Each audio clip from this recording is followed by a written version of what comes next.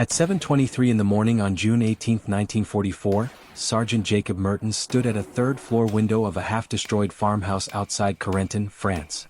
Through the sight on his CAR-98K rifle, he watched an American machine gun position 200 yards away. The MG-42 machine gun had killed 6 of his men in the last hour. In the next 40 seconds he would be dead. Not from that machine gun but from a place he never thought to look.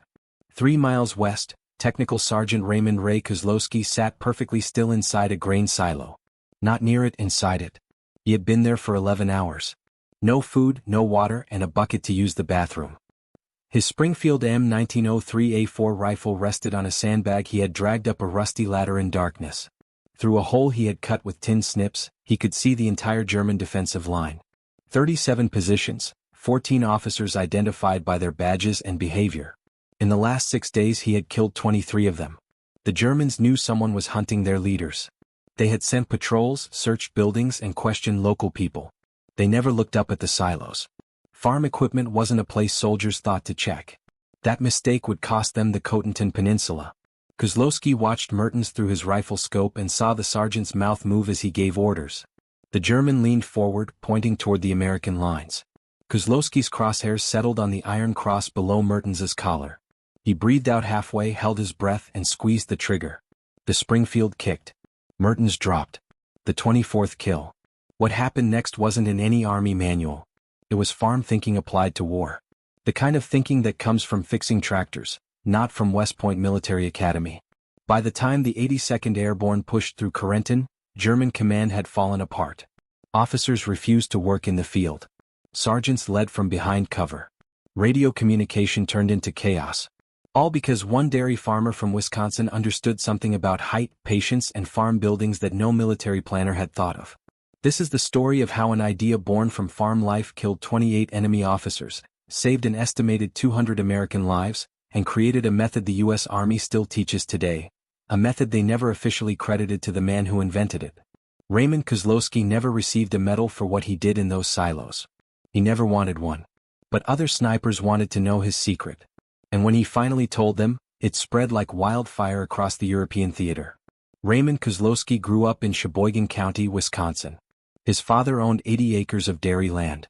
Ray was the second of 5 sons, which meant he did the work nobody else wanted. Mucking stalls, fixing fences, and climbing into silos to break up clogged grain. That last job was the one everyone hated: dark, tight spaces, 40 feet up a rusty ladder with a sledgehammer and a prayer that the grain wouldn't shift and bury you. Ray did it without complaining. He would spend hours up there alone with his thoughts and the smell of fermented corn. He learned to shoot groundhogs at his uncle's farm. Pests that dug holes cattle could step in. His uncle paid a nickel for each tail. Ray was 13 when he shot his first one at 200 yards. His uncle checked the distance himself, walked it off, and couldn't believe it. By 15, Ray was the best shot in the county. He won the state youth competition in 1937 and took home a trophy his mother kept on the mantle. His father was less impressed. He said shooting was fine, but cows needed milking. When war came in 1941, Ray was 22 and didn't have to go. He was an essential agricultural worker. His father needed him. But 3 of Ray's cousins enlisted in the first month. One came home in a flag-draped coffin by spring. Ray couldn't shake the guilt. In October 1942, he walked into the recruiting office in Sheboygan. His father didn't speak to him for 2 weeks. Basic training at Camp McCoy. Marksmanship instructors noticed him immediately. Every target center mass, every distance. Instructors asked where he had learned. He said groundhogs. They sent him to sniper school at Fort Benning. He graduated second in his class. First was a competitive shooter from Colorado. Ray didn't care about rankings. He cared about shooting distance and wind compensation. By April 1944, he was in England with the 82nd Airborne Division. Assigned to headquarters company as a designated marksman. Most snipers worked alone or in pairs. Ray preferred alone. He had spent too much time in silos to need conversation. The problem started on D-Day +7. June 13th. The 82nd was pushing toward Corentin. German resistance was organized, professional, and deadly. Machine gun nests supported by mortar teams, supported by sniper overwatch. The Americans advanced. The Germans killed them. Specific men. Radio men first.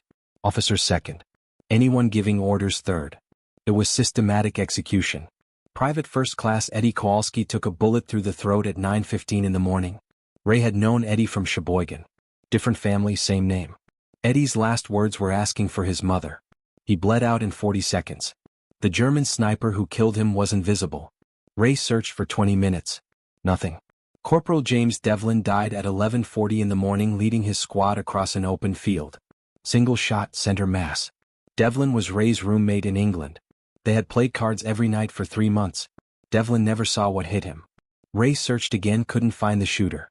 By June 14th, the 82nd had lost 11 men to sniper fire. Not artillery, not machine guns, precision rifle fire from invisible positions. The Germans had height. They were shooting from church steeples, barn lofts, and water towers. American strategy said suppress with artillery and advance with infantry. But artillery was needed elsewhere. Tanks couldn't shoot upward. Infantry couldn't see the shooters. Lieutenant Marcus Freeman, the officer coordinating sniper teams, was killed on June 15th. Single shot, 3:20 in the afternoon. Ray was 50 yards away when it happened. He saw Freeman's head snap back and traced the angle. Second floor window, farmhouse. Ray moved to counter-snipe. By the time he reached a firing position, the German was gone. Professional, disciplined, deadly. That night, Ray couldn't sleep. He kept seeing Eddie's face, Devlin's cards scattered in the dirt, and Freeman slumped against a hedgerow. The Germans weren't just better positioned. They were using the terrain correctly: height, concealment, multiple hiding spots, shoot and move. Basic sniper skills. The Americans were trying to counter with ground-level positions and aggressive patrolling. It wasn't working. Ray walked through the captured territory at dawn. He studied the landscape. Norman bocage country. Hedgerows, small fields, scattered farms, churches in every village. Barns and silos, dozens of them. Tall concrete cylinders 20 to 40 feet high used for grain storage. Most were abandoned. The Germans hadn't bothered with them. No military value, just farm equipment. Ray stopped at one. Old concrete construction, 32 feet tall by his estimate. Rusty ladder on the exterior. He climbed up. The view was extraordinary. 3 miles of visibility. Every hedge, every crossroads, every building the Germans were using. He could see their sniper positions. Church steeple 2 miles north. Barn loft 1 mile east. Water tower 1.5 miles northeast. From here they were all exposed. The interior was dark and smelled like old grain and bird droppings. A rusted hatch at the top led inside. Ray dropped down. The cylinder was 15 feet across, empty except for debris. The walls were 3 feet thick, concrete and steel reinforcement. Small air vents every 10 feet up the wall. 6 inches wide, 4 inches tall. Ray looked through one. Perfect. He could see out. Nobody could see in. He climbed down. His mind was racing. Every silo in Normandy was a ready-made sniper hide. Height, concealment, and protection. The Germans were using buildings. Buildings were obvious. Silos were invisible. Farmers didn't think about them. Soldiers didn't either. But Ray had spent half his teenage years inside them. He knew their advantages. He also knew their dangers. Silo shooting wasn't in the manual. The Army trained snipers for ground hides, building positions, and natural camouflage. Nobody taught vertical concrete tubes. Ray would have to figure it out himself. And if he was wrong, if he got trapped up there, he would die alone in the dark. Like being buried in grain. He spent June 16th preparing. He found an abandoned silo 2 miles from German lines and climbed up with his rifle to practice. The angle was steep, 40 degrees down, which changed his calculations. Bullet drop behaved differently at extreme angles. He fired test rounds into empty fields and adjusted his scope. The air vents were too narrow for comfort. He used tin snips to widen one. 6 inches became 10 inches. Just enough room for his scope and barrel. The interior was sweltering. June's sun heated the concrete like an oven. Ray sweated through his uniform in an hour. He would need water, lots of it. He would need food, something that wouldn't spoil. He would need a bathroom solution, the bucket. He would need to stay perfectly still for hours, maybe days. No movement, no noise, no mistakes. That night, Captain Robert Henshaw called a briefing. 11 more casualties. The German snipers were winning. Henshaw asked for volunteers for aggressive counter-sniper patrols. Ray didn't volunteer. He approached Henshaw afterward, alone. "Sir, I have an idea." "Go ahead, Kozlowski." "The silos. Nobody's using them. I want to." Henshaw frowned. "For what?" "Shooting positions. Height. Concealment. Those things are death traps. You get stuck up there, you're done. I grew up in them, sir. I know how they work. Henshaw studied him. You do this, you're on your own. No support, no backup. And if you get killed, I'm not sending anyone to retrieve your body. Understood, sir. One more thing. You shoot an officer, they'll hunt you. You shoot multiple officers, they'll tear this countryside apart looking for you. Ray nodded. Let them look. June 17, 1944. 9:45 at night. Ray packed his gear in darkness. Springfield M1903A4 with unertl scope. 200 rounds of M2 armor-piercing ammunition. 4 canteens. 6 D-ration chocolate bars. 1 bucket.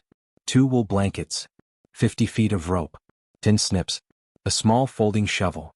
Binoculars. And a notebook with pencil. He moved through Allied lines at 11:20 at night.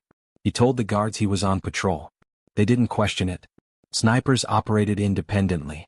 Ray walked northwest, avoided roads and used hedges for cover. German patrols were active. He heard voices twice, stayed frozen. They passed. The silo was 3.5 miles from American lines, 2 miles from German positions. Abandoned farm, no movement, no lights. Ray approached from the south and checked for mines. Found none. The French farmer who had owned this place was either dead or evacuated. The silo stood alone against the night sky. Concrete cylinder, 38 feet tall, darker than the darkness around it. Ray climbed the exterior ladder. Each rung groaned. Rust flaked off under his hands. He moved slowly and tested each step. 38 feet up, a single slip meant death. At the top, the hatch was stuck. He worked it with the shovel handle. Metal on metal, too loud. He stopped and listened. Nothing. Tried again. The hatch gave. He lifted it 6 inches and looked inside. Darkness. He dropped his pack through and heard it thud below. Then he climbed in. The interior was cooler than outside. Concrete held the day's heat but released it slowly. Ray's eyes adjusted. Moonlight through the air vents created thin bars of silver across the walls. He set up in the northeast section, 32 feet up. 2 vents available. He widened the upper one with tin snips. The metal shrieked. He stopped every few cuts and listened. The vents were reinforced with rebar. He couldn't cut through that. He worked around it. 20 minutes. Hands cramping. The vent was now 12 inches wide, 8 inches tall. Enough. He arranged sandbags, brought 4 in his pack, and positioned them as a rifle rest. The angle was severe. 42 degrees down. He would have to brace differently. He practiced. Lay flat, too awkward. Sat up better. Knelt, best. His knees would hurt by tomorrow, but the position was stable.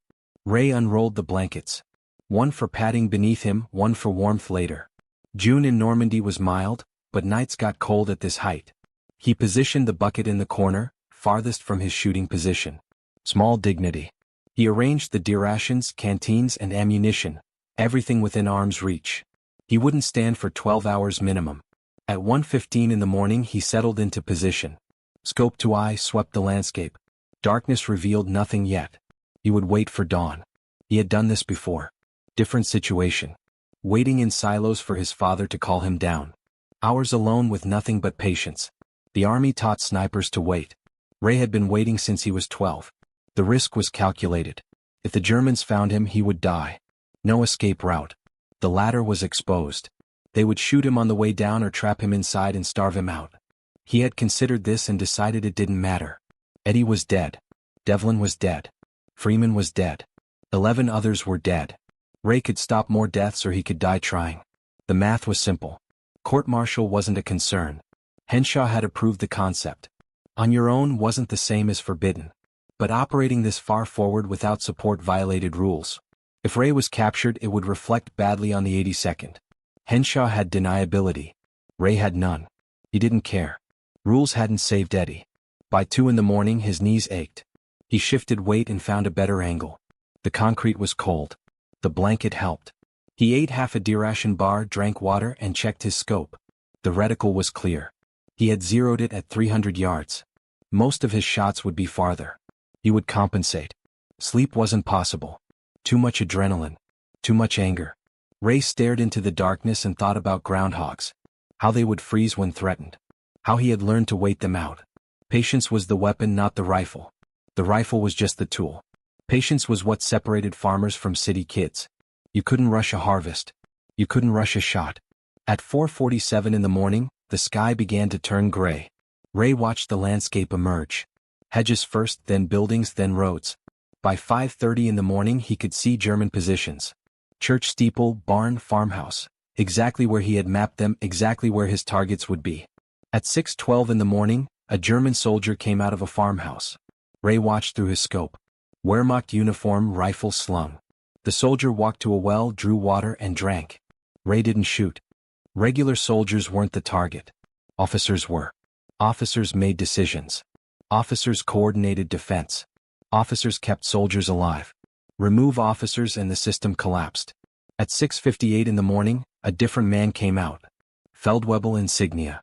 Sergeant. Ray watched him. The sergeant carried a map case, walked with purpose, and entered a different building. Headquarters function. Still not the primary target, but worth noting. At 7:19 in the morning, Lieutenant Klaus Becker stepped out of the church. Ray knew him by reputation. Aggressive, skilled, responsible for at least 6 American deaths. Becker wore his officer's cap and carried binoculars. He walked into the open, scanned the American lines, lifted his binoculars and studied something. Ray's crosshairs settled on Becker's chest. Range 820 yards. Wind 3 to 5 miles per hour left to right. Angle 40 degrees down. Ray adjusted his point of aim. 4 inches right, 2 inches high. He controlled his breathing. An out halfway hold. His finger touched the trigger. Press. The Springfield fired. The shot echoed inside the silo like a cannon. Ray's ears rang. He didn't care. Through the scope he saw Becker fold. The German officer grabbed his chest and fell backward. 2 soldiers rushed to him. Too late. Ray watched them drag Becker inside. Medics wouldn't help. The M2 round had punched through Becker's breastbone and out his back. Ray worked the bolt, ejected the casing and caught it. No evidence. He settled back into position and waited. The Germans would react. He needed to see how. At 7:45 in the morning, German activity increased. Soldiers moved between buildings, cautious now. Becker's death had created confusion. Ray watched officers come out, then quickly retreat inside. They were trying to coordinate a response. Standard procedure. Find the shooter. Suppress. But they didn't know where to look. American lines were 900 yards south. Becker had been shot from the east. They searched eastern buildings and found nothing. Sent patrols. Ray watched them move through hedgerows. They searched barns, farmhouses, a church. Never looked at the silos. At 8:33 in the morning, Hauptmann Werner Schultz exited a stone farmhouse. Ray recognized the insignia through his scope. Captain. Wehrmacht. Schultz carried a radio handset. He was coordinating with higher command, reporting Becker's death, and requesting artillery support or air reconnaissance. Ray waited. Schultz moved into the open and held the handset to his ear. Range 1,040 yards. Wind 5 miles per hour, quartering. Angle 38 degrees down. Ray adjusted, 6 inches right, 3 inches high. Breathe. Fired. The Springfield barked. Schultz dropped the handset, clutched his throat and went down. 2 kills. 94 minutes. Ray worked the bolt. The Germans were panicking now. Radio chatter would be frantic. 2 officers down. Unknown shooter, unknown position. Ray watched soldiers scatter. Some took cover. Some sprinted between buildings. Chaos was setting in. At 9:15 in the morning, Sergeant Jacob Mertens appeared in a 3rd-floor window. Machine gun position. Mertens was directing fire toward American lines. Ray had seen him before. Aggressive, effective, responsible for multiple casualties. Mertens leaned forward, pointed, and gave orders. Range 780 yards. Wind 4 miles per hour left to right. Angle 44 degrees down. Ray adjusted, 3 inches right, 1 inch high. Fired. Mertens's head snapped back. The sergeant disappeared from the window. Ray didn't wait to confirm. He knew. 3 kills. 2 hours, 28 minutes. The Germans were now in crisis. Ray could see it. Officers refusing to show themselves. Sergeants leading from behind walls. Communication breaking down. They had sent more patrols and searched more buildings. Still hadn't found him. At 10:02 in the morning, a Kubelwagen arrived. German staff car. 3 officers inside. Ray watched them exit. 1 Oberst, Colonel Wehrmacht. 2 Hauptmann, captains. They moved quickly toward a farmhouse. The colonel carried a map case. Senior leadership coming forward to assess. Rare. Ray's pulse quickened. The colonel moved into the open. 20 feet, 15:10. He reached the farmhouse door. Ray had 5 seconds. Range 950 yards. Wind 6 miles per hour right to left. Angle 39 degrees down. Ray compensated. 8 inches left, 2 inches high. Fired. The colonel staggered, grabbed the door frame and collapsed. The 2 captains dragged him inside. Too late. Ray had seen the blood. Center mass. Fatal. 4 kills. 3 hours. The Germans were now leaderless at the tactical level. Their command structure was collapsing. But Ray wasn't done. Throughout the day he waited, watched and learned their patterns. The Germans were adapting, using covered routes, moving in darkness, but they had to command. Officers had to lead. That meant exposure. Brief moments. Ray made those moments count. At 1:47 in the afternoon, Oberleutnant Friedrich Koch, First Lieutenant, directing mortar team. Range 1,200 yards. Wind 7 miles per hour. Ray compensated and fired. Koch fell. The mortar team abandoned their position. At 3:25 in the afternoon, Feldwebel Otto Zimmermann, Staff Sergeant, coordinating ammunition resupply. Range 800 yards. Ray fired. Zimmermann dropped. The resupply halted. At 5:19 in the afternoon, Lieutenant Hans Bader, Second Lieutenant, leading an assault element. Range 680 yards. Ray fired. Bader went down. The assault fell apart and soldiers retreated. 7 kills. One day. Ray's knees screamed. His back ached. His eyes burned from looking through the scope. He drank water and ate another ration bar. The bucket smelled. He ignored it. The sun was setting. Darkness would bring relief. He would rest tonight and resume tomorrow. At 8:34 at night, Ray allowed himself to lean back. The concrete wall was cold against his spine. He closed his eyes and listened. Distant artillery. Small arms fire. The Americans were pushing. The Germans were retreating. Command failure was visible even from 3 miles away. Officers dead, sergeants leading, coordination failing.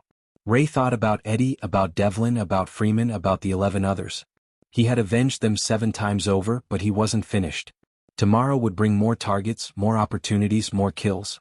The Germans still controlled Corentin. The 82nd still needed support. Ray had ammunition. He had position. He had patience. He ate the rest of his ration, drank water, and wrapped himself in the blanket. Sleep came slowly. The concrete was harder than his bunk. The darkness was complete. But Ray had slept in silos before. This was no different. Just darker, just quieter, just more important. Ray woke at 4:30 in the morning, June 18th. His second day in the silo. His knees were stiff. His back protested every movement. He drank water, ate, used the bucket, and resumed position by 5:15 in the morning. The Germans were different today. Movement was minimal. Officers stayed inside. When they appeared, it was briefly, doorway to vehicle, vehicle to building. Never in the open. Never for long. They had learned. But they still had to function. Function meant exposure. At 7:23 in the morning, Sergeant Jacob Mertens appeared in a 3rd-floor window. Different building from yesterday. The Germans were rotating positions. Smart. Mertens directed fire for 40 seconds. Ray waited. Patience. Mertens leaned forward. Pointed. Ray fired. Mertens dropped. 8 kills.